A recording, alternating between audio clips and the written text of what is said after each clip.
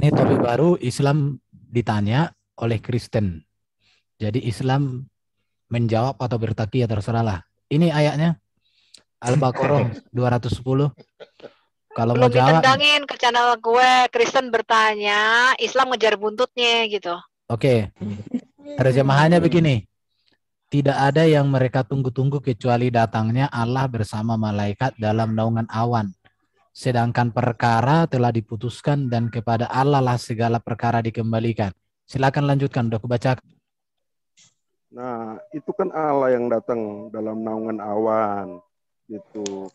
Sedangkan di hadis mengklaim bahwa Isa yang datang gitu.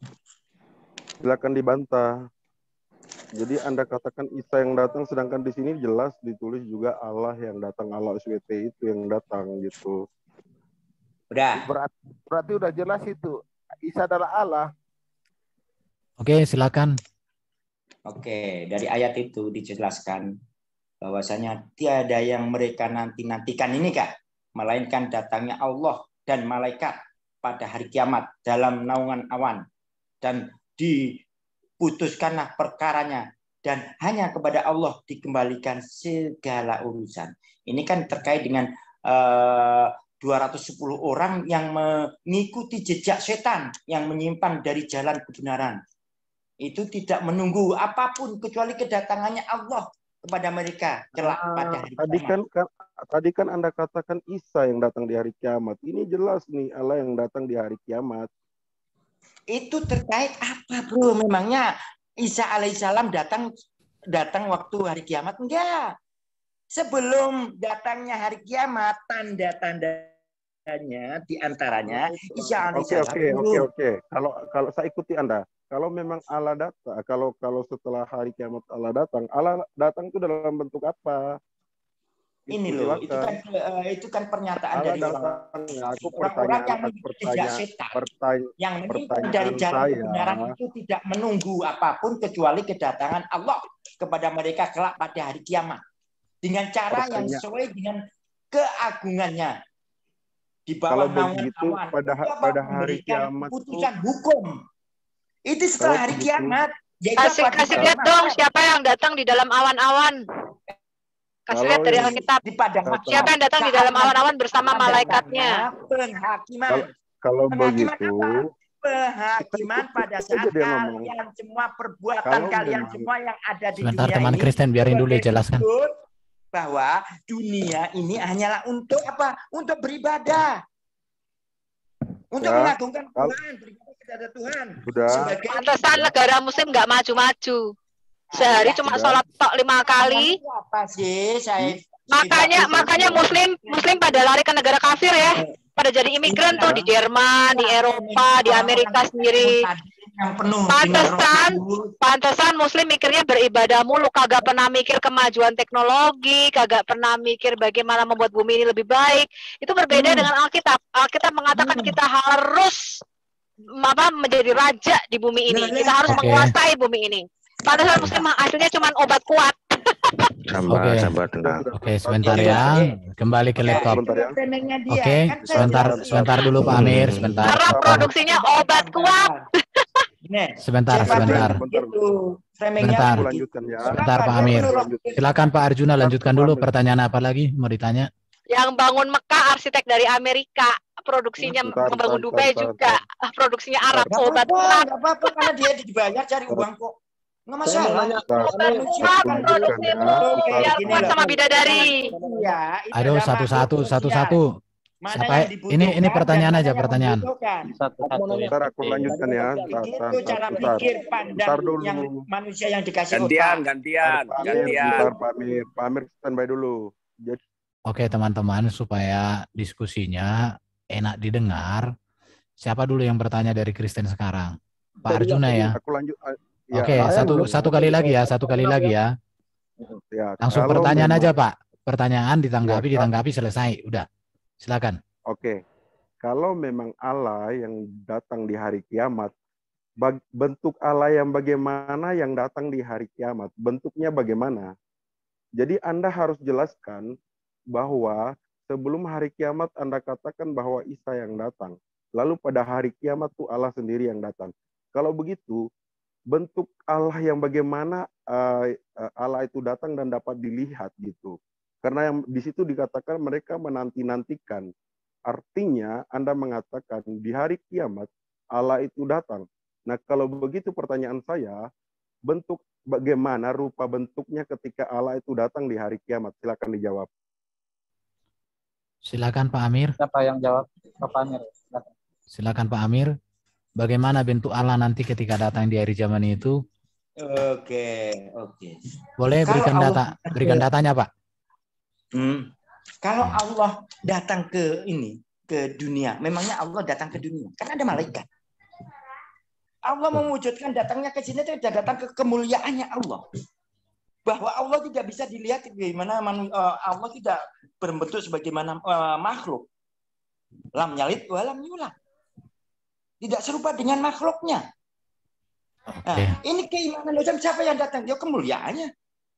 Terkait dengan apa yang datang hari kiamat itu. Karena nanti saat di hari akhir Allah akan menunjukkan kemuliaannya sebagai Tuhan pencipta alam semesta ini, dan Allah akan menghancurkan bumi dan langit ini semua, yaitu pada hari kiamat. Oh, berarti oke. Manusia akan kembali kepada Tuhan. Oke, jawabannya. Oke, Pak, jawabannya. Yang datang itu bukan kemuliaan Allah, Pak, tapi betisnya Allah. Bapak baca itu. Allah akan menyingkapkan betisnya pada hari kiamat. Betul. Di mana itu Bu Sophie? Di mana itu betisnya itu? Untuk kemuliaannya Allah, bukan kira-kira betisnya sama dengan betis saya ya. Al-Kalam 72 itu. Al-Kalam 72. Apa? Semua yang ditunjukkan di dalam bentuk. Ya, coba Bapak jelasin. Tadi Allah pada hari kiamat katanya nggak datang. Apakah kemuliaan Allah itu merupakan betisnya Allah, Pak? Ya, kalau masalah betis, tangan, apa semua itu diibaratkan sebagai makhluk, karena yang mengerti untuk menjelaskan kepada manusia itu dengan perumpamaan. Kalau kemuliaannya Tuhan, ya memang kemuliaannya Tuhan, tapi diperumpamakan tangan kanan. Iya. Jadi kemuliaan Tuhan itu betisnya gitu. Kemuliaan Tuhan itu adalah betisnya seperti betisnya Ken Dedes bersinar-sinar gitu, Pak. Allah tidak sama dengan kamu. Iya. Terkait dengan kemuliaan Tuhan menunjukkan. Iya. Saya tanya pada hari kiamat. Pada hari kiamat Allah akan menyingkapkan betisnya. Apakah betisnya seperti Ken Dedes bersinar-sinar? Kepada Tuhan. Tolong sharekanlah Pak Erben. Begitu. Pertanyaan saya, Bapak menyatakan itu kemuliaan Allah adalah betisnya. Ketika Allah menyingkapkan betisnya, apakah betisnya seperti Ken Dedes bersinar-sinar dalam kemuliaan gitu? Kemuliaan. Terkait dengan wujud. Nah, yang saya tanya, Bapak tadi mengatakan itu hanya kemuliaan Allah. Dan ketika Allah menyingkapkan betisnya pada hari kiamat, apakah betisnya bersinar-sinar penuh kemuliaan seperti Ken Dedes? Menunjukkan keperumpamaan kepada manusia, karena yang diberitahu di sini yang punya. Kira mudeng-mudeng ya wong iki ya. Iya. Baik, manusia bisa begitu seperti betis apa semua, berarti manusia itu diterangkan. Berarti betisnya Allah bersinar-sinar seperti betisnya Ken Dedes. Untuk menjelaskan kepada manusia yang berotak. Ketika Allah menyingkapkan betisnya, apakah betisnya bersinar-sinar seperti Ken Dedes? Tapi terlambat. Karena sudah apa? Sudah kiamat. Ada yang bisa, Ustaz? Itu menunjukkan bahwa kekuasaannya Allah manusia itu berebut untuk ini orang ini kayak unikenal pot racing ya, padahal farjahannya cuma satu loh. Itu. Kamu sendiri juga begitu.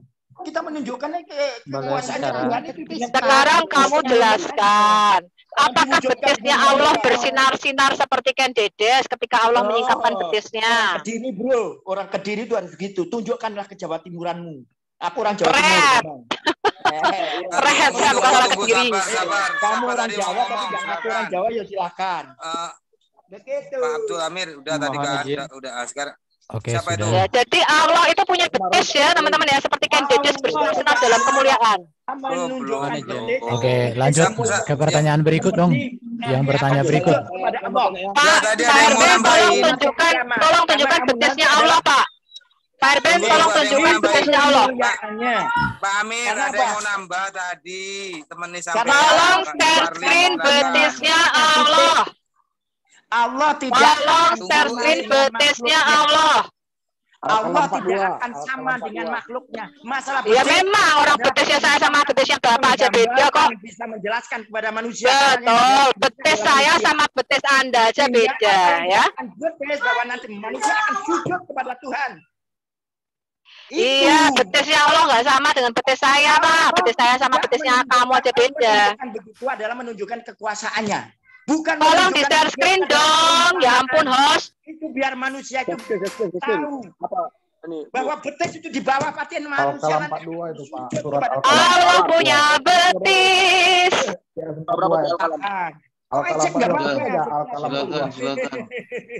Silakan kau ejek apa? Pak Sumarlin mungkin bisa bantu Pak Sumarlin. Ya, kita lihat betisnya Allah dulu yang akan disingkapkan ya. Kita lihat betisnya Allah yang akan disingkapkan.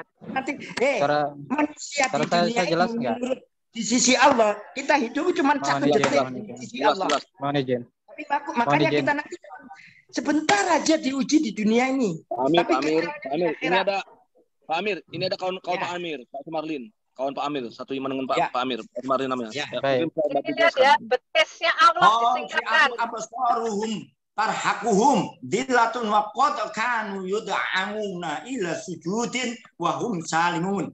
Oke? Baik. Surat apa?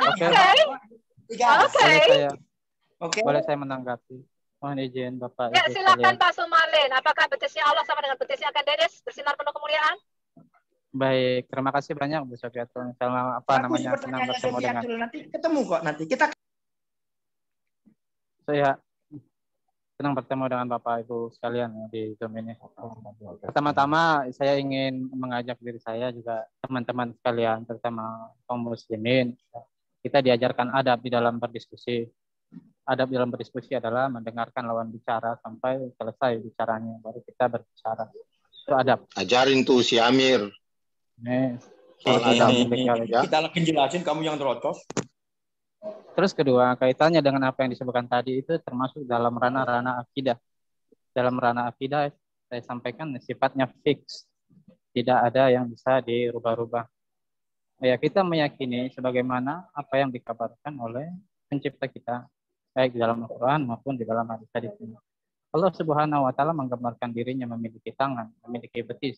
Kita katakan iya, sesuai dengan kebesaran dan keagungan. Tidak ada kata lain dari itu, tidak boleh taktil, memalingkan maknanya dengan misalnya dengan kekuasaan, kemuliaan, dan sebagainya. Punya kaki ya. Ya. Tanpa kita menanyakan kaifiatnya seperti apa bersinar, apa tidak. Mengimaninya wajib, bertanya tentangnya adalah bid'ah. Itu yang yauma yukshafu an saqi wa yud'auna ila sujud wa hum la yastati'un, di ayat yang tadi. Allah akan menyingkapkan betisnya dan manusia akan disuruh bersujud, kemudian mereka tidak mampu bersujud. Padahal mereka waktu dunia disuruh bersujud dalam keadaan mereka sehat sentosa, tapi nggak mau. Terus kaitannya dengan yang tadi Al-Baqarah 210, memang Allah akan datang. Di ayat yang menjelaskan wajah Arab buka wal malaku saffan saffa, dan akan datang penciptamu dalam malaikat dalam keadaan berbaris yang lurus, bersaf-saf. Seperti kita meyakini Allah akan datang sesuai dengan kebesaran dan keagungannya tanpa kita menanyakan bagaimana kaifiatnya, apanya yang datang, segala macam. Yang kita katakan Allah yang datang sesuai dengan kebesaran dan keagungan. Ini adalah akidahnya para pendahulu agama ini yang kita disuruh menapakinya, meyakininya. Yang kata Allah, kalau kita ini manusia ini tidak berkeyakinan seperti itu, fa innahum fi shiqaq, maka kita kaum muslimin ini fi shiqaq, dalam pertentangan dengan Muhammad dan para sahabatnya radhiyallahu anhum ajmain. Itu yang ingin kami sampaikan. Terima kasih banyak Bapak Ibu sekalian. Oke, saya tanggapi. Apakah tadi Bapak menyatakan betis ini metafora, apa bisa dilihat secara fisik? Bukan metafora. Jadi Allah punya betis? Punya. Lalu betis yang mana, Pak? Yang Allah akan singkapkan? Kanan kiri. Tidak dijelaskan di ayat itu ya. Kami berdiam diri karena seberapa besar betisnya Allah? Bertanya tentang kaifiat adalah bid'ah. Oke, jadi Allah punya betis. Apakah Allah juga punya wajah, punya tangan? Iya. Jadi Bapak meyakini bahwa manusia diciptakan menurut gambar dan rupanya Allah? Dalam hadis jelas sekali disebutkan wa khalaqa Adam ala suwari. Dan Adam diciptakan image citra Allah Subhanahu wa taala. Makanya kita dilarang memukul wajah. Karena Allah Subhanahu memiliki wajah.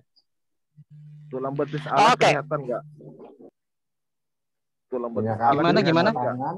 Tulang betis terlihat Allah. Terlihat. Hah? Terlihat. Iya. Tulang betis Allah kelihatan seperti bidadari.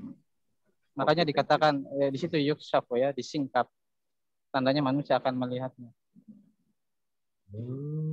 Fix makhluk berarti ya Allah ya di Islam ya. Punya kaki, tangan, betis, kepala. Allah Subhanahu wa taala menjelaskan tentang dirinya, laisa kamitslihi sami, laisa kamitslihi syai'un wa huwas samiul. Astagfirullah. Apa namanya?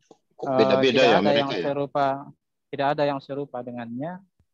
Wa huwas samiul basir. Sedangkan dia Maha mendengar, lagi Maha melihat. Tidak kita katakan mendengarnya seperti teknisnya seperti manusia atau yang lain. Yang jelas beyond our imagination. Dan kita tidak bertanya tentang. Coba Pak Sumarlin yang lebih cerdas dari semua muslim-muslim sini jelaskan sama kita apa artinya manusia atau Adam diciptakan menurut gambar dan rupanya Allah. Yang kami pahami dari hadis itu ya, yang saya pahami pribadi, saya tidak ingin mengatakan saya mewakili agama Islam dan sebagainya. Saya mewakili diri saya sendiri dalam ini. Hadis itu dikatakan demikian, maka kami katakan demikian. Adapun teknisnya seperti apa dan segala macamnya belum sampai pada kami hadis-hadis yang sahih tentang itu. Bukan, maksud saya maknanya apa? Saya kan kalau kita kan memang jelas Kejadian 1 ayat 26 sampai 28. Marilah kita menjadikan manusia menurut gambar dan rupa kita atau selem dan demutnya Allah. Jadi kita ini dijadikan menurut peta teladannya Allah, imago Dei, yaitu Yesus Kristus. Jadi Yesus Kristus adalah imago Dei atau gambar Allah. Kita dijadikan menurut dia, menurut sang anak yang sulung dari segala yang diciptakan. Nah itu saya sudah bikin videonya selem dan demut dan kita tahu apa artinya diciptakan menurut gambarnya Allah. Kalau di dalam Islam apa maknanya Anda diciptakan menurut gambar dan rupanya Allah? Baik, ada beberapa pendapat para ulama tentang ini, tapi itu tinggal pendapat. Yang jelas tidak kami tidak tahu kalau kami yang belum belajar ke arah situ, tetapi sampai sekarang saya belum mendengar, belum menemukan bahwa yang dimaksud itu adalah ini. Yang jelas Adam diciptakan atas gambar Allah, ala suwarihi, di atas gambar Allah Subhanahu wa taala. Apa yang dimaksud itu adalah blueprintnya itu menurut sebagian, ada apa yang dimaksud memang bahwa secara jisimnya, secara fisik dan segala macamnya, kami tidak tahu akan hal itu. Dan tidak ada kami dapati hadis hal itu. Oke, good. Jawaban yang cukup baik, cukup cerdas dan cukup jujur menurut penilaian saya ya, dibandingkan kalian semua tuh yang masuk-masuk di sini. Dengerin jawaban Pak Sumarlin itu, ya. Allah makhluk punya betis. Dor. Oke, lanjut. Siapa lagi yang ini bertanya? Saya giliran bisa kah? Tunggu ya, dari tadi loh. Bu Sufyatul. Pak KT ini. Bu Sufyatul. Iya Pak, ya. Boleh nanya nggak sama Pak Sumarlin? Silakan Pak KTFP. Pak KTFP. Silakan bertanya. Iya, Pak, ya. Di sini ada Pak Sumarlin. Sebelum bertanya saya mau sapa Pak Sumarlin. Pak Sumarlin, saya pernah kan bikin surat seperti Al-Qur'an. Kita kan pernah ngobrol. Benar nggak satu surat saya berikan? Itu aja. Selamat siang Pak Sumarlin. Domba kecil ini. Silakan Pak. Oke. Silakan Pak KTFP. Silakan bertanya. Salam semua. Pak Sumarlin saya mau nanya. Tadi sama Pak Amir nggak terjawab. Kapan Allah Subhanahu wa taala itu menyatakan diri? Suaranya hilang ya. Jelas. Kapan Allah Subhanahu wa taala itu menyatakan diri? Halo, Pak RE. Suaranya Pak Sumarlin ada? Yap, halo. Kapan? Ya. Pak Kapan Sumarlin Allah suaranya Subhanahu wa jelas. taala itu menyatakan diri, Pak? Halo. Kapan Allah Subhanahu wa taala itu menyatakan diri? Tolong supaya Pak Sumarlin di chat. Suaranya ada, cuma dia nggak dengar. Jelas lah.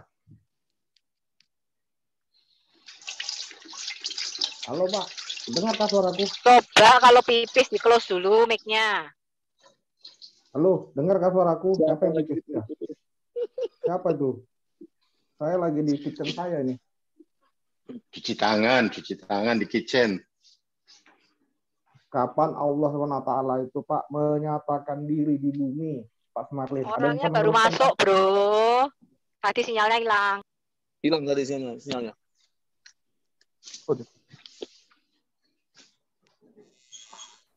Halo, memang nggak ada yang bicara atau memang nggak kedengaran suaranya ini? Halo. Dengar Pak, saya dengar Pak, dengar. Suaranya Pak Sumarlin ada. Suara saya dengar nggak? Oh iya. Suara semua bagus. Baik. Saya nanya Pak, kapan Allah itu menyatakan diri Pak di bumi? Baik, boleh saya menjawab? Ya, data ya Pak, data. Saya minta data. Ya.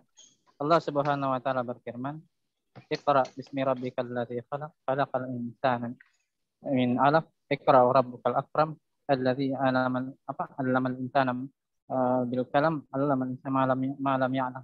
Kurang lebih demikian, saya nggak terlalu hafal saat ini. Jadi bentuk pernyataan diri pencipta kita adalah 'allamal insana, dia dengan bil kalam. Dia mengajar manusia dengan kalam, dengan ucapan-ucapan, dengan perkataan-perkataan. Kalam ucapan ya. Seperti saya ini sedang berkalam. Bukan ini ya. Kalam itu ya. Terbalik Pak, kalam, kita lulusan Madinah loh Pak. Terbalik jadinya nih Pak. Kacau sekolahku jadinya. Tolong jangan dibantah dulu Pak. Biarin Pak Smarlin jawab dulu, jangan dibantah ya. Ya, lanjut kalam, Pak. kalam. Smarlin. Ya. Baik. Kalam itu disandarkan kepada siapa yang berkalam. Kalau Allah yang berkalam, maka kalam Allah. Kalau saya yang berkalam, maka kalam Sumarlin. Kalam itu artinya al-lafzul murakkabul mufidu bil wada'i. Lafaz atau suara yang tersusun dari huruf-huruf yang memiliki makna, terus sunusuku mutakallimi alaiha. Dia apabila disuarakan dengan susunan tersebut akan mengihsankan, membaguskan, orang akan paham pada saat orang yang berbicara atau zat yang berbicara itu selesai mengeluarkan kalamnya atau mengeluarkan ucapannya. Itu makna kalam, bisa dilihat lagi di Al-Ajurumiyah ya, kaitannya dengan kalam terdiri dari kalimat yang kita katakan kata-kata. Nah, bentuk tunggalnya kata-kata adalah kalimat atau kata. Jadi kalam itu kalau saya bilang ada mobil berwarna biru, itu kalam. Tapi kalau saya bilang saja ada, udah gabung kawan. Ya, itu namanya kalimat, satu kata.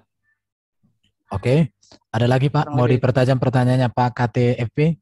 Sudah terjawab atau udah begitu aja? Begitu aja lah Pak. Oke, sudah. Apapun jawabannya itulah itu. Silakan lanjut ke teolog kontekstual, silakan. Teolog kontekstual silakan bertanya sama Pak Sumarlin. Oke, tidak ada respon, saya turunkan. Sekarang Adirion. Silakan Bro Adirion bertanya. Assalamualaikum Pak Adirion, lama tidak ketemu. Adirion, silakan bertanya. Halo, aduh, sorry. Ya. Waalaikum Pak Haji. Lama tidak ketemu. Pak Kiai, silakan bertanya. Bukan Kiai, bukan Haji. Iya, aku cuma nanya gini, kan menurut di surah Al-Qiyamah ayat 23 itu kan Allah itu kan nanti kan akan terlihat ya. Nah, berarti sebenarnya Allah itu bukan tidak kelihatan dong. Berarti kan belum terlihat ya Pak ya. Berarti artinya kan hakikatnya itu belum terlihat, bukan tidak kelihatan kan. Iya. Nah, pertanyaanku gini. Gimana Pak? Silakan. Pertanyaanku gini. Yang membuat manusia itu tidak bisa melihat itu apa? Baik. Apa yang membuat manusia itu di dunia ini tidak bisa melihatnya itu apa kira-kira Pak? Ya gitu aja dulu. Ya, baik. Pencipta kita menyatakan tanda kutip dirinya kepada manusia sesuai dengan apa yang dia kehendaki. Man dzalladzi yasfa'u indahu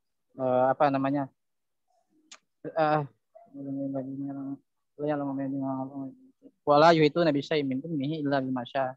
Tidak ada sesuatu pun yang bisa meliputi ilmunya kecuali apa yang mengetahui, berilmu tentang dirinya atau apa yang dia ilmu kecuali apa-apa yang dikehendaki. Jadi pencipta kita mengungkapkan kepada kita, dia mengungkapkan tanda kutip ya kepada kita dirinya sesuai dengan apa yang dia kehendaki.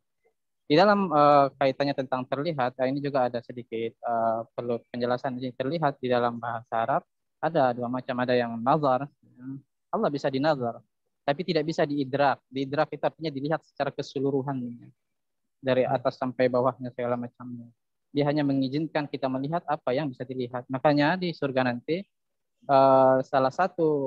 bukan salah satu ya, kenikmatan surga terbesar adalah memandang wajah Allah Subhanahu wa taala. Saat Allah Subhanahu wa taala membuka tabirnya kemudian menyingkapkan wajahnya. Saat itu saking indahnya manusia memandangnya sampai lupa tentang kenikmatan surga itu sendiri. Inilah yang hendaknya manusia rindu akan melihat sang penciptanya. Dan bercakap-cakap ya, bahkan Allah Subhanahu wa taala akan bercakap-cakap dengan manusia. Layaknya seperti kita ini. Kayak gitu, Pak. Iya.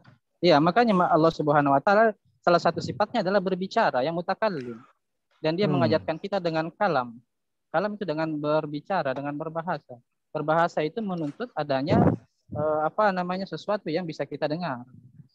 Namun teknisnya seperti apa dia berbicara segala macamnya kita tidak tahu. Yang jelas kita akan mendengarnya. Tidaklah setiap dari kalian, kata Rasulullah, kecuali Allah Subhanahu wa taala akan berbicara padanya, baik yang jauh yang dekat, secara langsung, secara simultan. Nanti di hari penghakiman. Asumsi Bang semua. Nah, beda. Berarti kita, nah ini maksudku di sini kesempatanku ngomong juga ya. Maksudku silakan. Di iman kami ya. Nah, kalau kami enggak, Pak. Dari dulu, sekarang hingga selama ya, bahkan di akhirat pun Bapa itu tidak bisa terlihat. Itu jelas di 1 Timotius 6 ayat 16. Yang dilihat itu, yang kita lihat itu adalah anaknya. Karena kan jelas di Yohanes 1 ayat 18, tidak seorang pun yang pernah melihat Allah kecuali anak tunggal Bapa yang di dalam pangkuannya, dialah yang menyatakan. Jadi nanti yang kita lihat nanti di surga itu ya wajah Kristus. Di mana kemuliaan itu terdapat di dalam wajahnya, itu ada di 2 Korintus 4 ayat 6. Bahwa itu disebut kemuliaan Allah yang nampak pada wajah Kristus. Jadi kita pun nanti yang kita lihat bukannya berarti wajah Bapa. Jadi jelas ya, maksudku gini.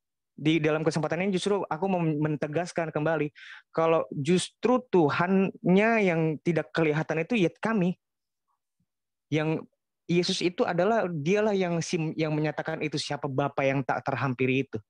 Yesus itulah yang kemanusianya, itulah yang kita lihat, Pak. Itu make sense menurut saya karena kan Bapa itu kan tidak terhampiri. 1 Timotius 6 ayat 16. Ya, Bapa itu bentuknya apa kita nggak tahu. Terang yang tidak terhampiri. Orang Yahudi menyebutnya Ein Sof Or. Jadi yang kelihatan hanya Yesus. Yesus itu adalah gambar, dia Allah yang zohir. Bapa itu Allah yang batin. Makanya Yesus bilang, makanya Yesus bilang, akulah jalan. Disebutnya akulah jalan. Maksudnya itu bukan berarti jalan itu ajarannya, bukan. Benar-benar kita itu harus satu dengan dia. Karena dia itu dibangkitkan juga kan. Dia itu dibangkitkan juga. Nah dari melalui dialah kita tuh bisa menghampiri Bapa. Melalui wajah Kristus ini. Nanti kita lihat tuh wajahnya Yesus. Itu loh. Nah, kira-kira segitu aja kayak mungkin dari aku, Pak. Yang lain mungkin ditambah. Oke, silakan. Mau ditanggapi Pak Sumarlin atau ke pertanyaan berikut? Oke, silakan. Kami tidak ingin menanggapi karena kan itu keyakinan Bapak-bapak sekalian. Oke, silakan Ibu Misadasa bertanya kepada Pak Sumarlin, kepada Pak Kiai Haji. Iya, terima kasih teman-teman. Salam. Pak Sumarlin, selamat sore Pak Sumarlin. Sore, Ibu. Saya terus terang saya berapresiasi buat Pak Sumarlin. Baru kali ini saya bertemu seorang Muslim yang kalau ditanya jawabnya nggak ngarang-ngarang, juga nggak muter-muter. Jadi terima kasih ya. Makanya saya semangat mau bertanya. Pertanyaan saya sebenarnya sederhana Pak Sumarlin. Cuman selama ini karena saya dengar jawabannya ngambang-ngambang, muter-muter, jadi saya nggak dapat jawaban yang jelas begitu. Pertanyaan saya sekitar penciptaan sih Pak Sumarlin. Saya mau tanya, apa sih artinya mencipta menurut pemahaman Muslim? Ya, Allah Subhanahu wa taala mencipta artinya mengadakan sesuatu dari yang tiada menjadi ada. Terus teknisnya seperti apa? Di antaranya adalah dengan berfirman atau mengucapkan. Terjadilah kun fayakun. Ya, cuma itu yang kita ketahui. Selain itu enggak ada beberapa tentang hadis tentang penciptaan Adam dan segala macam. Itu teknik di antara teknis-teknis. Silakan. Ya, gini Pak. Pak, saya tanyanya gini Pak. Apakah menurut Islam itu ini kan tadi Bapak bilang dari tidak ada menjadi ada. Kalau misalnya manusia udah ada lagi lahir yang lain, itu termasuk mencipta enggak? Iya, Allah Subhanahu wa taala terus-menerus mencipta. Oh, berarti menurut Muslim berbeda ya proses penciptaan yang mencipta yang menurut Kamus Bahasa Indonesia dengan Muslim, pemahaman Muslim ya. Saya cuma mau memastikan itu, Pak. Karena kalau menurut bahasa Indonesia, namanya mencipta itu dari yang tidak ada, benar-benar tidak ada, lalu diciptakan. Kalau misalnya sudah pernah ada kayak manusia, ada lagi manusia, itu namanya bukan mencipta. Begitu nggak pemahamannya Muslim, Pak? Kalau pemahaman yang kami pelajari, saya nggak tahu Muslim yang lain. Kalau yang kami pahami adalah Allah Subhanahu wa taala kulla yaumin huwa fi sya'n. Di dalam setiap masa dia selalu di dalam kesibukan mengurus makhluknya. Ya, dia mengurus langit dan bumi. Baik yang nampak maupun yang tidak nampak keseluruhan.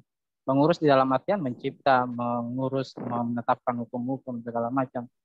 Dan yang dimaksud mencipta yang kami pahami adalah mencipta dari sesuatu yang tidak ada menjadi ada. Misalnya saya sebelumnya tidak ada, kemudian dilahirkan ibu saya, itu tetap penciptaan.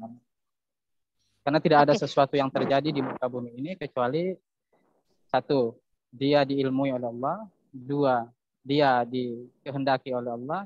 Tiga, dia diciptakan oleh Allah. Empat, saya lupa yang keempatnya. Oke, Pak. Oke, Pak. Saya udah ngerti. Berarti memang berbeda, Pak. Kalau yang umum kan namanya mencipta itu sesuatu yang benar-benar belum pernah ada, lalu dibuat baru ada gitu. Nggak pernah dikenal orang, baru ada gitu. Kalau yang saya tahu seperti yang Bapak bilang itu, kalau manusia itu diciptakan, kemudian saya baru, misalnya saya nih Pak, Miss Hadasa, itu bukan dicipta lagi namanya, tetapi berkembang biak Pak. Itu yang juga menurut Alkitab Pak. Bukannya bukan dicipta gitu ya. Makanya saya tidak akan bertanya lagi ketika saya sudah mengerti maksud saya kenapa orang Islam mengatakan oh Yesus dicipta sama Isa dicipta sama seperti Adam gitu. Sekarang saya mau tanya lagi satu lagi, masih tetap penciptaan Pak. Bapak tadi kan bilang kun fayakun. Apa sih maknanya kun fayakun Pak? Di situ digunakan apa namanya? Fi'il yang sifatnya mudhari ya. Maksudnya present dan future. Di situ menunjukkan sesuatu itu terjadi dengan proses-proses. Kurang lebih. Terjadi dia dengan proses-proses. Pencipta kita bisa saja menciptakan langsung dengan plek sepersekian 000 sekian detik. Tapi dia tidak melakukan itu karena ada hikmah-hikmah. Ada hal-hal yang dia lakukan itu. Ada hal-hal yang dia tidak lakukan. Sesuai dengan kebesaran dan keagungan dan hikmah yang dia miliki. Terima kasih. Oke, saya mengerti Pak. Jadi saya boleh nggak punya kesimpulan Allah kami, Allah Abraham, Allah Yakub, Allah Israel, Allah Ishak, itu dia kan mencipta dengan firman. Jadilah, maka jadi. Begitu. Benar. Tidak proses. Allah mencipta dengan firman. Itu yang kami gini Pak. juga. Maksud saya gini, jadilah terang, maka terang itu jadi. Itu. Jadi enggak seperti misalnya Bapak diproses dulu, misalnya dipanaskan dulu, kemudian diolah. Tidak ya. Gitu. Saya dalam pemahaman saya begitu Pak. Hanya dengan firman kata-kata seperti Yesus mengatakan sembuh, maka sembuh. Enggak ada proses-proses macam-macam begitu maksud saya Pak. Itu yang saya pahami. Yang Bapak pahami seperti apa? Saya pengen tahu. Ya baik. Seperti saya katakan sebelumnya bahwa ada yang istilahnya sifatnya langsung seperti itu, ada yang dengan proses-proses. Saya katakan dua hal itu tadi. Sesuai dengan hikmah, kebesaran dan keagungannya apa yang dia inginkan. Dia memiliki alasan tertentu, hikmah tertentu tersendiri. Yang ada yang mungkin dia sampaikan kepada kita hikmahnya, ada juga yang tidak. Kurang lebih. Oke, jadi saya boleh berpikir memang beda Pak. Ya Pak Sumarlin ya. Boleh ya saya berpikir memang beda. Ya memang beda Bu, memang beda kok. Iya. Memang beda. Ya, ada lagi ada lagi Bu mau tanya topiknya yang lain, mungkin dikembangkan. Iya. Saya sih itu aja sih, karena selama ini yang saya dapetin itu muter-muter. Baru kali ini saya bertemu Pak Sumarlin yang mau terbuka bercerita gitu. Jadi saya dapat kesimpulan memang berbeda, Pak. Intinya begitu aja, Pak Sumarlin. Oke. Malah yang kita kenal tuh beda. Terima kasih. Oke, sekarang lanjut ke teolog kontekstual langsung. Oke, terima kasih. Saya mau share screen ya.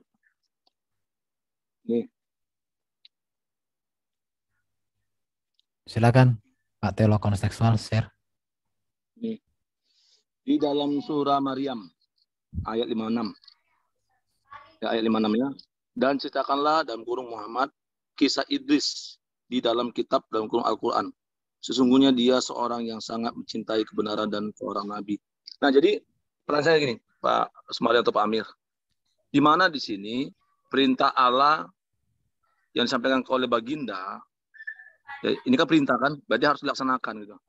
Ya, jadi di mana di dalam Quran, kitab ini, kitab suci Pak Sumarlin, baginda menceritakan kisah tentang Idris. Itu aja pertanyaan saya.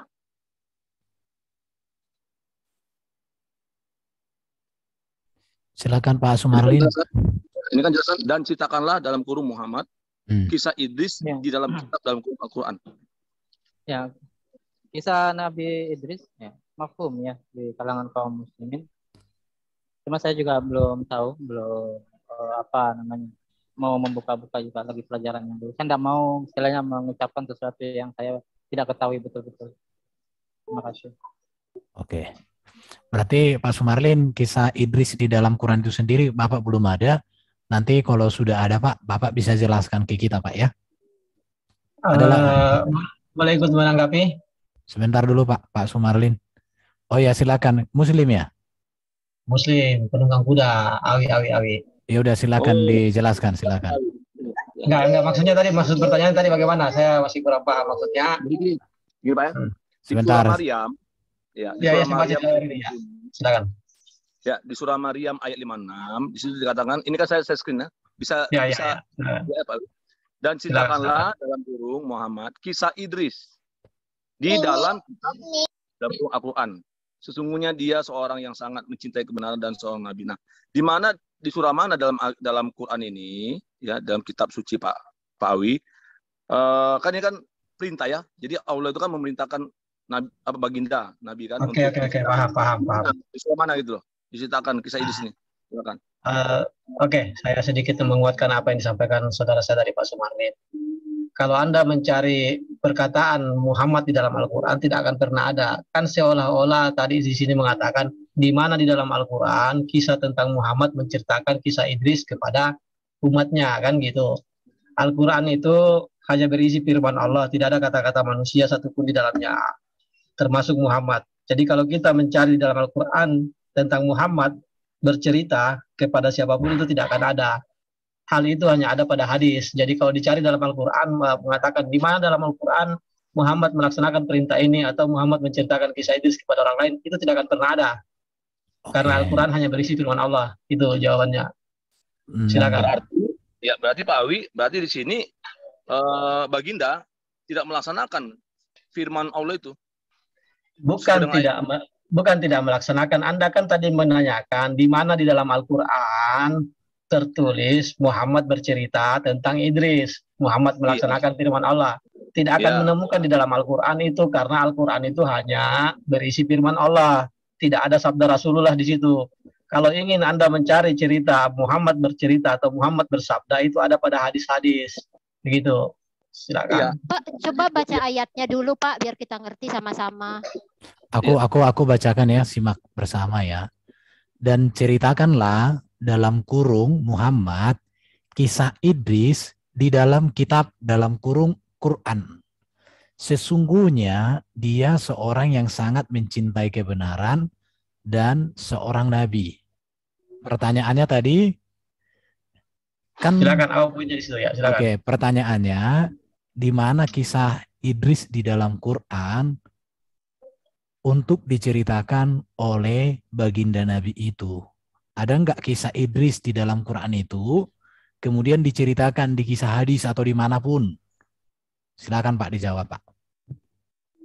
Oh, kalau pertanyaannya mengenai kisah Nabi Idris, insya Allah ada dalam Al-Quran.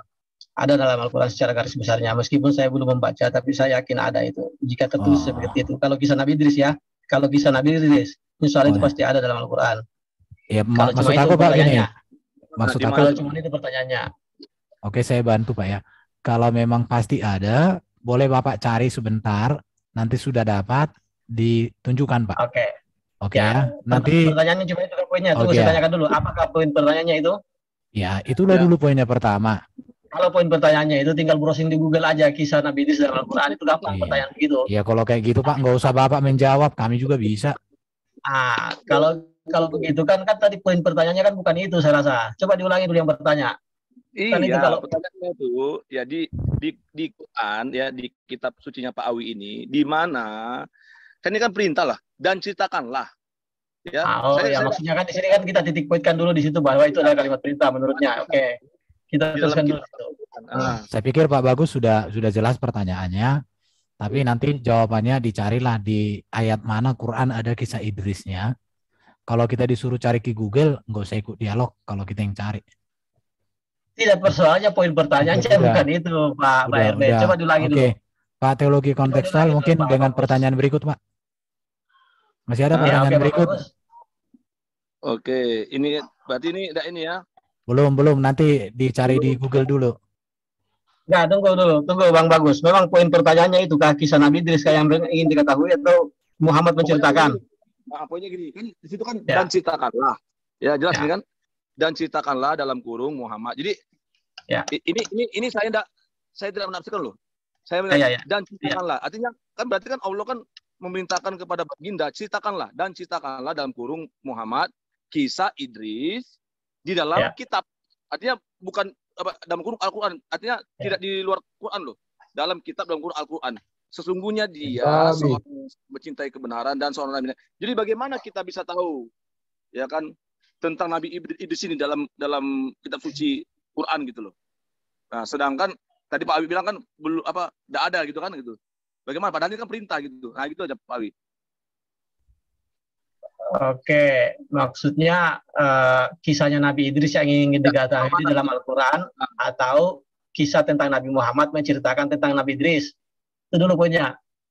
Poinnya adalah di sini jelas ya kan diperintahkan kan dan ceritakanlah. Jadi baginda kan disuruh menceritakan kisah Idris di dalam kitab Al-Quran gitu loh. Nah, maksudnya itu di surat mana perintah Allah itu dilaksanakan oleh baginda gitu. Oh, di surah mana perintah Allah itu dilaksanakan? Seperti jawaban saya tadi, tidak akan ada didapatkan di dalam Al-Quran kalau itu pertanyaannya Pak. Tidak akan ada kita dapatkan di dalam Al-Quran di mana Muhammad menceritakan tentang kisah Nabi Idris dalam Al-Quran. Itu. Oke Pak Bagus.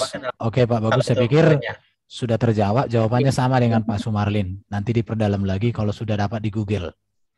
Silakan Pak Bagus. Masih ada pertanyaan berikut? Baik, mungkin kami sedikit menambahkan. Intinya tentang kisah para nabi. Mohon izin boleh? Oke, silakan Pak Sumarlin. Baik. Intinya tentang kisah para nabi yang Allah Subhanahu wa taala sampaikan kepada kita melalui perantaraan Rasulnya itu sesuai dengan apa yang dia kehendaki. Banyak sedikitnya detail yang mana detail tidaknya itu sesuai apa yang dia kehendaki. Di ayat itu wasful fil kitab Idris.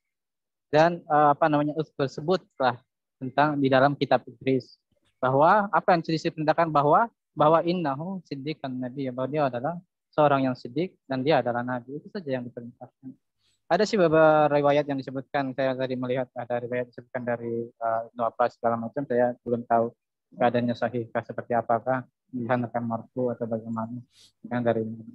Oke.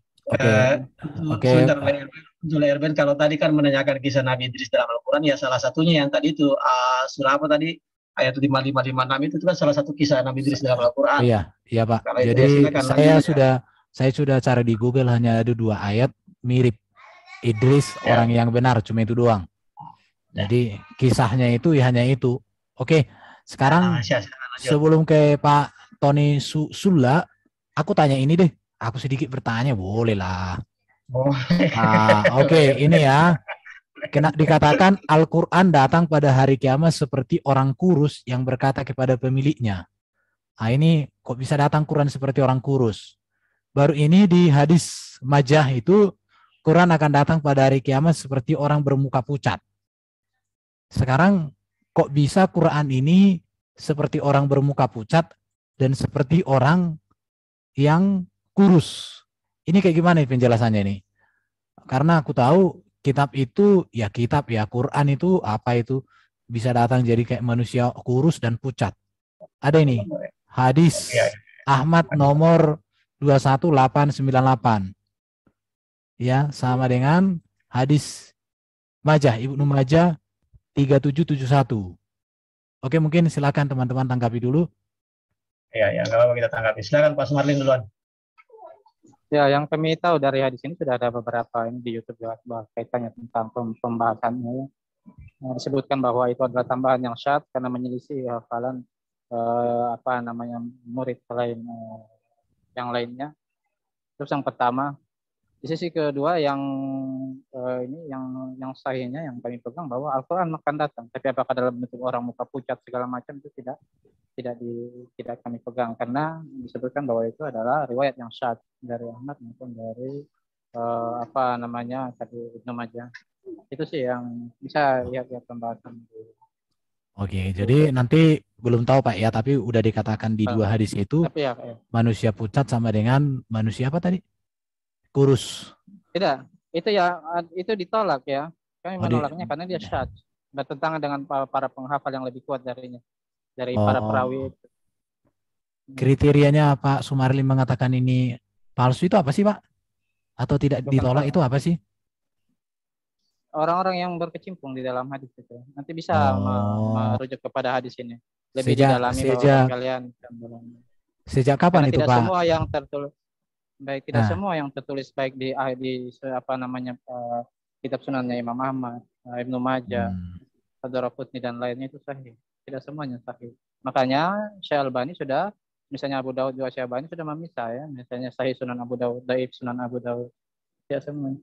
Kami di dalam Islam memiliki kriteria yang sangat restrict kaitannya dengan harus dipastikan bahwa memang itu betul-betul sampai mata rantai pemberitaannya bahwa itu memang dari Rasulullah.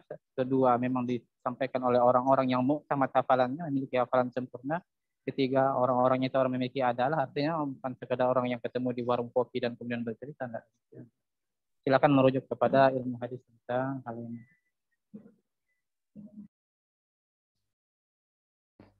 Oke, silakan ke penanya berikutnya. Ini ada Tony Sula. Silakan Tony Sula bertanya. Ya, terima kasih. Selamat sore. Saya ada satu pertanyaan. Saya Kristen ingin bertanya kepada teman-teman Muslim. Manusia berdosa, sedangkan Allah itu Maha Kudus, Maha Suci. Yang ingin saya tanyakan, bagaimana manusia yang berdosa bisa menghampiri Allah yang Maha Suci? Ya, silakan. Oke, Pak Sumarlin duluan. Silakan, Pak Sumarlin. Baik. Ya, kami ingin diperjelas kata menghampiri ini, maksudnya menghampiri dalam bentuk fisik atau seperti apa? Ya, menghampiri. Misalnya kita mau berdoa kepada Tuhan.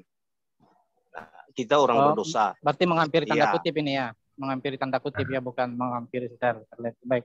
Yang menghampiri sebagai tanda kutip ya sudah mafhum ya, baik di dalam Kristen maupun di dalam Islam kita berdoa kepada Sang Pencipta. Di dalam agama kita disebutkan kullu bani adam hatta fahiru hatain at-tawabun, dan seorang yang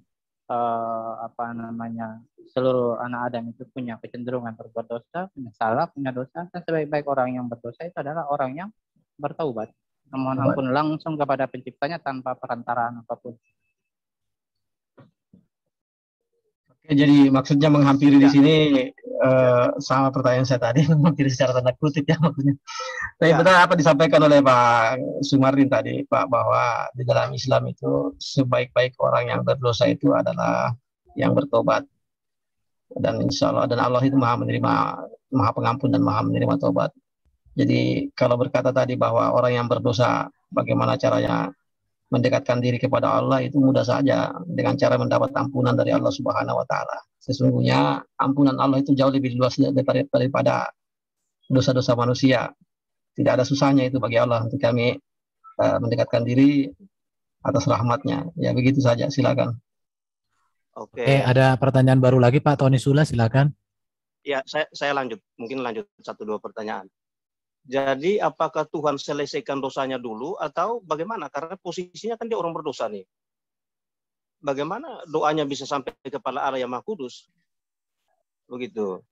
Apakah dosanya dia diselesaikan dulu atau bagaimana? Silakan. Baik. Allah Subhanahu wa taala berfirman, "Fa idza sa'alaka ibadi fa inni qarib." Di ayat lainnya, ibadil ladzina asrafu ala anfusihim la taqnatu min rahmatillah. Jadi kalau mereka bertanya kepadamu, di ayat ini tidak Allah katakan full, katakanlah tidak. Dia langsung jawab sendiri bahwa sesungguhnya uji berda'wat ad-da'i idza da'a. Aku menjawab doa hamba-hambaku jika dia berdoa kepadaku. Tidak disebutkan di situ apakah dia dalam keadaan berdosa ataupun tidak. Semua hamba-hambanya. Makanya di dalam Islam yang tidak doa yang pasti diijabah itu siapapun dia keadaannya saat orang terdesak, terjepit dan dia berdoa langsung kepada Sang Pencipta, Allah Subhanahu wa taala tidak menilai siapa, apakah Kristen, Islam, apa segala macam, langsung diijabah. Itu diantara di dalam Islam disebutkan bahwa ada doa-doa yang tidak ada penghalang antara seorang hamba dan penciptanya. Ada kondisi-kondisi seperti itu. Kalau kaitannya dengan teknisnya apa diampuni dulu segala macam dan bla bla bla, itu teknis dari Allah Subhanahu wa taala yang jelas. Apabila kita mohon ampun akan diampuni. Mohon ampun itu artinya menyesali perbuatan, tidak akan mengulangi, memperbaiki. Oke, benar sekali apa disampaikan Bang Sumarlin ya. Saya cuma menguatkan bahwa memang betul itu tidak ada kaitannya dosa dengan berdoa di dalam Islam itu. Siapapun boleh berdoa dan Allah tidak ada memilih-milih siapa yang ingin kabulkan karena Allah mengatakan mintalah kepada aku dan akan kukabulkan. Tidak ada kaitannya Pak kalau masalah dosa tadi bagaimana caranya dikabulkan doanya sedangkan dosanya apakah diampuni dulu itu tidak ada kaitannya dengan doanya. Ya silakan. Mungkin Pak Tony Sula pertanyaan tentang Quran yang ayatnya langsung ditanyakan aja supaya lebih fokus. Oh ya, itu saya serahkan ke teman-teman yang lain. Saya kurang paham ayat Al-Quran. Saya Oke. tanya yang umum saya, Pak. Silakan. Lanjut, Pak. Billy, Lin, silakan Pak Billy. Terima kasih. Jadi begini, Al-Quran mengklaim bahwa ayat-ayat Al-Quran itu tidak pernah salah. Tapi saya ingin nanya, apa iya bulan dengan matahari itu satu sirkuit? Yang dikatakan di dalam ayat Al-Quran mengatakan bahwa bulan itu mengikuti matahari. Itu pertanyaan saya, itu jelas tertulis dalam Al-Quran. Ayo silakan jawab. Oke, saya duluan Pak Sumarlin ya. Nanti Pak Sumarlin tambahkan kalau saya. Jadi benar sekali itu apa yang disampaikan Bro Billy bahwa bulan Al-Quran itu jangan pernah salah. Kenapa? Karena itu adalah firman Allah, tidak ada campur tangan yang lain dalam penulisan, dalam isinya kan. Jadi mustahil untuk salah karena satu perkataan saja dari yang Maha Suci, itu yang pertama. Yang kedua, kalau mengatakan tadi mengenai itu sudah sains sudah membuktikan itu bahwa bulan matahari itu bahwa bulan itu mengikuti matahari. Itu sudah sains sudah membuktikan itu, Bro Billy. Kita tinggal buka aja lah sains di mana bulan juga mengitari matahari sama seperti bumi kan. Bumi mengitari matahari dan bulan ada di antara itu keduanya, itu sudah sains membuktikan. Silakan Bang Sumarlin. Ya, kalau kata mengikuti dalam arti letterlet, jadi mengikuti yang dimaksud sini mengikuti apakah dia misalnya metaforikal atau letterlet. Baik, saya jelaskan kalaupun dianggap secara letterlet benar sekali. Di Bima Sakti seluruh bintang-bintang, planet-planet berada dalam satu gugusan Bima Sakti dan berjalan dengan kecepatan yang demikian besarnya. Kita buka ayat dulu. Surah 91 ayat 2. Oke, silakan. Ya, kita bicarakan satu-satu. Oke.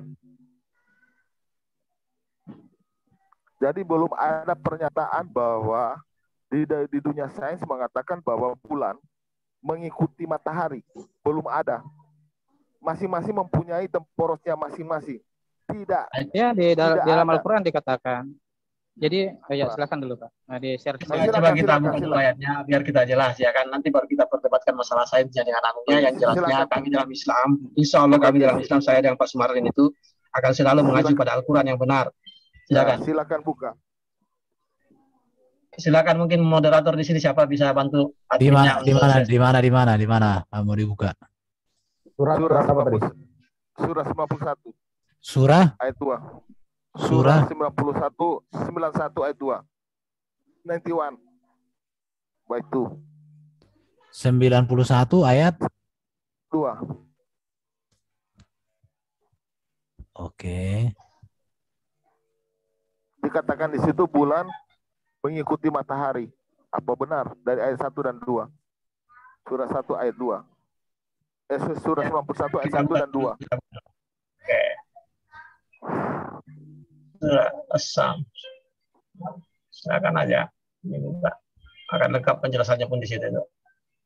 Surah 91 ayat 1 dan 2. Oke, udah ini. Demi matahari dan sinarnya pada hari, demi bulan apabila mengiringinya, demi siang apabila menampakkannya. Ada tulisan Arabnya nggak? Ini ada ini ya, tulisan Arab. Kafari ya, wal kafari iza jalada. Wasamsi wa duha, surahnya wasamsi wa duha. Wal kafari. Mengiringinya. Oh, mengiringinya ini ya, nomor demi bulan apabila mengiringinya, itu maksudnya ya, Pak Brother Billy. Iya, bukan mengiringi. Di situ dikatakan walaka ma'ari itaha atalaha. Artinya mengikuti. Talaha itu mengikuti. Apa itu perbedaan ini aja, nggak masalah itu, masalah mengiringi, mengikuti nanti kita ini ada. Silakan Pak. Baik. Katakan mengikuti ya. Baik, talaha ya. Mengiringi. Iya. Ya. Baik. Tidak ada masalah. Jadi dua itu ada dua. Kami belum menjawab. Izinkan kami berbicara, Bapak. Ya betul. Boleh? Sabar. Bang Erwin, biar nanti saya yang translate. Kayaknya salah translate itu. Ini ada. Izin dulu mau translate. Ini. Gimana Bang? Ya nggak apa-apa, mengiringi mengikuti nggak apa-apa. Kita itu aja nggak salah. Ya, mengiringi mengikuti tidak salah. Nggak apa-apa. Tidak salah. Mau ini ada.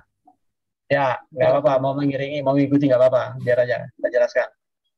Ya, tidak salah ya. Mengiringi, mengikuti itu tidak salah. Kenapa? Kalau bulan tidak mengikuti ya. Kalau bulan tidak mengikuti matahari dalam tatanan Bima Sakti, bulan keluar dari Bima Sakti, kira-kira kita ada bulan? Mengikuti matahari, Pak, bukan mengikuti Bima Sakti dikatakan tadi. Dia mengikuti Bima Sakti di dalam tataran matahari itu dari satu sudut pandangnya. Tapi kalimatnya aku baca bukan mengikuti Bima Sakti, Pak Sumarlin. Jadi begini, mohon maaf. Matahari kita ini kan Oke. Begini, kita bicara sains dulu ya. Sesuai dengan galaksi Bima Sakti, kan pusat galaksi kita ini kan matahari. Semua planet-planet dan satelit-satelit yang ada di orbit itu ikut dalam orbitnya matahari kan, mengikuti. Mohon maaf, pusat galaksi bukan matahari. Pusat tata surya matahari, tapi pusat. Iya, pusat tata surya matahari. Maksud saya gitu. Sorry. Di situ kan semua yang ada di orbitnya itu kan mengiri ke situ. Coba apa yang dipersoalkan di sini kalau saja? Iya, tata surya kita ya, perlu dipahami. Tata surya kita di dalam galaksi Bima Sakti dia bergerak dalam satu arah ya, satu arah lurus keseluruhannya. Di situ sudut pandangnya, di situ hikmah yang ingin disampaikan kepada Sang Pencipta yang kita baru tahu di abad ke-20 ini hal itu. Kalau di zaman dulu kita bicara seperti ini akan bingung manusia. Sekarang kita tahu bahwa Bima Sakti itu berjalan dalam satu garis lurus dengan kecepatan yang sedemikian. Anggaplah matahari ada di situ, tapi bulan tidak mengikuti juga di dalam lingkaran itu. Mengikuti matahari, mengikuti bumi, mengikuti tata surya, tidak masalah. Ayat ini berbicara dari sudut pandang siapa? Dari sudut pandang Tuhan apa sudut pandang manusia? Saya tidak bisa mengatakan sudut pandang siapa, tidak dijelaskan. Iya, kita tidak menjelaskan dari sudut pandang mana, kita bahas sesuai faktanya bahwa Pencipta ada maksudnya, ada hikmahnya dia menggunakan kata itu. Dan hikmah itu ternyata baru kita tahu di abad ke-20 ini. Loh, itu keliru, Pak. Salah sains. Ya, di sini dikatakan matahari dan bulan itu saling kejar-kejaran. Belum sih falaki yasbahun Bahkan berada dalam satu orbit. Nah, ini keliru karena matahari itu tidak kemana-mana. Karena dia Di pusat dalam tata Al-Quran. surya. Sebentar. Ini salah sains, Pak. Ya. Quran ini salah sains. Ya. Kalau ini dari sudut pandang manusia, nggak masalah karena Alkitab kami ditulis dari sudut pandang manusia. Ketika menyatakan matahari terbenam dan sebagainya, ya, ujung bumi, kemudian ada 4 arah bumi, itu Tuhan memakai bahasa manusia dan memang manusia yang menulis Alkitab. Jadi para nabi itu menulis dengan bahasa yang mereka ketahui dari sudut pandang manusia. Tapi kalau Bapak menyatakan ini Tuhan yang ngomong begini, itu keliru. Ya, Kelirunya nah, di saya bisa tunjukkan di dalam Alkitab mana yang sudut pandang manusia, mana yang sudut pandang Tuhan. Contohnya kelahiran Yesus di dalam Injil Sinoptis, ya, itu 3 Injil Sinopsis itu dari sudut pandang manusia, dari sudut pandang bawah kita bicaranya, kristolog bawah. Tapi kalau kita bicara misalnya kitab Injil Yohanes dan Wahyu, itu bicara dari atas, bagaimana kelahiran Mesias itu dilihat dari sudut pandang Tuhan. Itu berbeda. Ya, jadi ini jelas keliru nih Al-Quran, ya, keliru besar ini. Berarti Yohanes itu firman Tuhan, Kak Yohanes itu. Pak, jangan diserang balik dulu. Semuanya diinspirasikan oleh Tuhan. Tetapi karena sebentar. Nggak menyerang balik. Oke, saya tanya kepada siapa nih penunggang kuda. Benarkah di Alkitab tidak ada perkataan Muhammad? Di mana? Di mana? Saya sudah jawab tadi di Quran. Di Quran nggak ada. Apakah di Quran tidak ada? Kalau saya tunjukkan ada beberapa ayat perkataan Muhammad, bagaimana Pak? Silakan tunjukkan. Cuma jawab pertanyaan saya tadi, apakah Yohanes itu firman Tuhan? Sebentar. Alkitab itu firman Tuhan, Pak. Ibu Kalau Sophie, Quran itu kitab dari Syria Ortodok. Ibu Sophie, Ya. sebentar. Quran itu Muhammad menerima kitab-kitab Syria Ortodok dan menyuruh Said bin Tabit untuk belajar bahasa Ibrani dan Syria untuk menerjemahkannya. Sebentar Ibu Sophie. Jawab dulu pertanyaan saya. Iya, Jawab sebentar. pertanyaan saya dulu. Sebentar, Bu Sophie. Sebentar dulu penunggang. Pak, Sebentar. jawab pertanyaan saya. Apakah ada perkataan selain perkataan Allah di dalam Quran Anda? Tidak ada. Sudah saya jawab. Saya jawab. Ya, kalau saya tunjukkan ada perkataan Muhammad, malaikat, iblis, dan jin, bagaimana Pak? Silakan aja tunjukkan yang jelasnya itu satu kebohongan. Kalau memang ada, kalau bisa Anda tunjukkan, tidak ada itu. Nggak ada. Ya, Anda coba tanya. buka. Silakan aja. Nah, begini. Saya kan sudah menjawab 4 pertanyaan dari 4 pertanyaan Anda saya sudah jawab. 1 pertanyaan saya tadi Anda belum jawab. Apakah Yohanes itu firman Tuhan? Sebentar Pak penunggang kuda, berarti Bapak harus ikuti. Ini waktunya kali Kristen bertanya. Tadi sudah puas Islam bertanya. Iya, dari tadi. Sebentar dulu. Bisa diam Pak, bisa diam. Bapak sudah dewasa, jenggotan atas bawah. Dengarkan. Jadi begini. Dengar dulu. Tidak usah takut. Ya, kita mau lanjut di matahari dan bulan ini enggak? Iya, maksud aku saya mau Ya, bilang silakan, sama Pak penunggang kuda ini waktunya Kristen bertanya, kalian fokusnya menjawab. Jadi nggak usah membuat pertanyaan tentang Kristen. Habis ini nanti kamu waktunya puas untuk bertanya dengan metode yang sama. Ya. Oke, tidak ya, perlu. jadi, Oke. Cuma suruh tertib ya. Yang bertanya jangan tadi loncat. Ini kan Ibu Sofiatul ini yang tidak ya tertib. Ya nggak apa-apa. Silakan Tolong bertanya. tertiblah sedikit. Itu tertib masih bertanya. Silakan Ibu Sofi berikan data-datanya di mana, Bu? Silakan data-datanya mana? Kalau memang Anda. Jadi berarti Billy Lin sudah stop ya, sudah cukup ya, Billy. Sabar. Ini yang mau tahu bahwa matahari tidak melintasi langit. Kamu harus tahu, tampaknya begitu. Jadi rotasi bumi setiap 24 jam itu memberikan tampilan gerakan. Bulan juga hampir sama. Meskipun bulan mengorbit sedangkan matahari tidak pergerakan orbit 1 kali. Dalam 27 hari berarti bulan terbit dan terbenam tidak akan sama setiap hari dan merupakan kombinasi dari efek rotasi bumi. Dan bulan-bulan yang berputar mengelilingi bumi ini menghasilkan fase bulan yang berbeda pada siklus 28 hari. Jadi bulan dengan matahari itu tidak ada kaitannya dalam rotasinya. Kok kamu bisa berkata bahwa bulan itu mengikuti matahari? Bagaimana itu? Oke, saya bertanya, apakah bulan tidak ikut mengelilingi matahari bersama dengan bumi? Putarannya ini kita berbicara putaran antara bulan dan matahari. Emang tidak, matahari... kita bicara tadi mengenai matahari, bulan ini bulan dan matahari, bukan bulan terhadap bumi. Oke, begini pertanyaannya kan tadi sesuai ayat itu bahwa bulan mengikuti matahari. Nah, saya bertanya dari apa yang Anda narasikan tadi, apakah bulan tidak ikut mengitari matahari bersama dengan bumi? Saya tidak mau Begini berbicara, Pak, definisinya begini Pak Billy. Halo, saya boleh tambah? Ya. Definisinya begini. Kata mengikuti itu artinya salah satu dari objek tersebut bergerak. Jadi kalau bulan mengikuti matahari berarti matahari juga lagi bergerak. Berpindah tempat. Contoh, saya mengikuti Pak Penunggang Kuda. Berarti Pak Penunggang Kuda ini lagi berjalan. Makanya saya mengikuti Pak Penunggang Kuda. Nah, sekarang di sini pembuktiannya, apakah matahari itu bergerak sehingga diikuti bulan? Tolong dijawab. Oke. Pada posisi ini, pada posisi tata surya kita yang kita ketahui itu kan matahari dalam tata surya kita ini dia satu objek yang diam yang dikitari oleh berbagai planet termasuk satelit-satelit yang ada di sekitar planet itu. Kalau Anda menganalogikan tadi seperti itu, bahwa mengikuti sesuatu yang bergerak ya tidak akan masuk dengan ayat yang tadi itu. Tidak akan ketemu kalau itu analogi Anda. Memang tidak masuk karena ayatnya salah. Kalau kita bicara yang faktanya bahwa apakah bulan mengikuti matahari bersama dengan bumi sesuai apa yang dinarasikan dengan tadi Pak Bro Billy itu ya itu jelas sesuai dengan apa yang tertulis di ayat itu. Sehingga apa yang disampaikan tadi Billy mengenai katanya bulan tidak ikut cuma bumi apa dia pada orbit bumi saja, ya saya bertanya, apakah bulan tidak ikut mengitari matahari bersama dengan bumi? Oke, saya pikir pertanyaan tadi sudah sebentar Pak. Permasalahannya bukan itu. Di dalam hadis Anda dikatakan matahari itu berpindah dari posisinya begini ya. Matahari itu berpindah tenggelam di dalam lautan, ya. Kemudian dia minta izin kepada Allah untuk muncul lagi. Berarti matahari bergerak menurut Nabi Anda. Benarkah itu sesuai sains? Kita selesaikan satu-satu ya mengenai itu. Kalaupun matahari itu bergerak berpindah dari posisinya mau sekian milimeter, jarak matahari dengan bulan itu akan tetap sesuai dengan orbitnya. Itu artinya dia mengikuti. Kemana matahari itu ikut, bumi dan bulan itu pasti ikut juga. Sesuai dengan orbitnya. Dalam sains itu sudah kita pelajari lah itu. Saya rasa Anda sudah bahas itulah. Salah Pak. Pada kenyataannya matahari itu tidak pernah bergerak kemana-mana pun. 1 senti pun matahari itu tidak pernah bergerak. Bisa ditampilkan link itu tadi.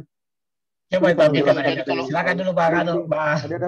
Ya, menurut Nabi Anda matahari terbenam di kolam lumpur hangat, Pak. Ya, di bawah arsinya Allah, ya di dalam lautan. Nah, kemudian dia minta izin lagi nih sama Allah keluar lagi nih dari lautan untuk menerangi besok paginya. Berarti menurut Nabi Anda matahari itu bergerak. Saya kurang mengerti apa maksudnya sampaikan Pak Sumarlin. Coba silakan Pak Sumarlin. Mungkin Anda lebih paham cara menjelaskan.